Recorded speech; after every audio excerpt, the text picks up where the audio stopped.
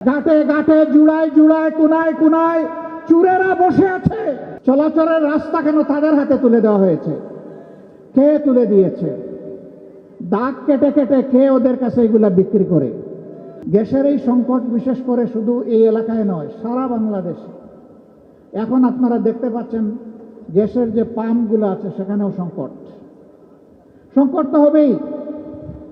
সব জায়গায় যদি চুরের মেলা থাকে তাইলে সংকট সমাধান হবে কিভাবে? ঘাটে ঘাটে জুড়ায় জুড়ায় কোনায় কোনায় চুরেরা বসে আছে।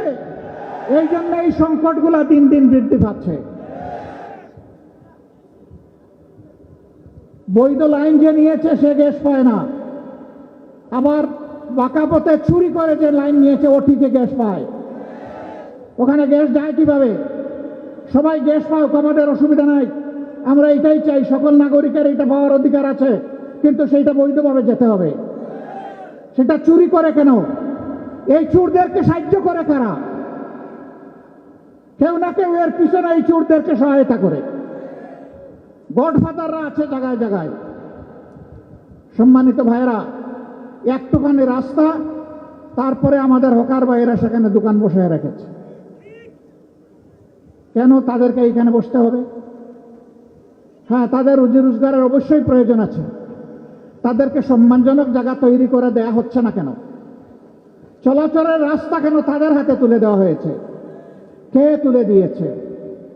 দাগ কেটে কেটে কে ওদের কাছে এগুলা বিক্রি করে?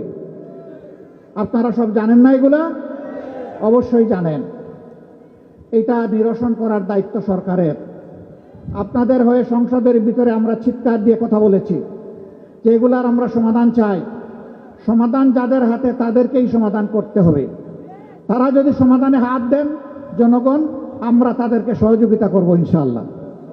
কিন্তু হাত যদি না দেন, এই বোঝা যদি আরো ভারী হয়, তাহলে একসময় বোঝা গিয়ে তাদের গাড়ে পড়বে ইনশাআল্লাহ।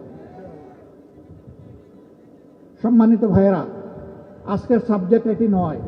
আমি কার্যত দুঃখ প্রকাশ করতেই দাঁড়িয়েছিলাম যে ওই সময়টা যে আমি সাথে সাথে রেসপন্স করতে পারি নাই। পরে এসেছি, আস্তে আস্তে অনেকটা সমাধান হয়ে গেছে। তারপরে আলহামদুলিল্লাহ ওই পানি চলে গেছে। কিন্তু পানি যে আবার আসবে না তার কোনো গ্যারান্টি আছে? কারণ মদিনা এখানে নালা নর্দমা যেগুলো আছে, ড্রেন যেগুলো আছে, অবস্থা তো যা ছিল তাই রয়ে গেছে। আমাদের লোকেরা সাময়িক কিছু কাজ করে একটু পরিষ্কার করে দিয়েছে। এটা তো সাময়িক উপশম, এর স্থায়ী সমাধান হতে হবে ইনশাআল্লাহ।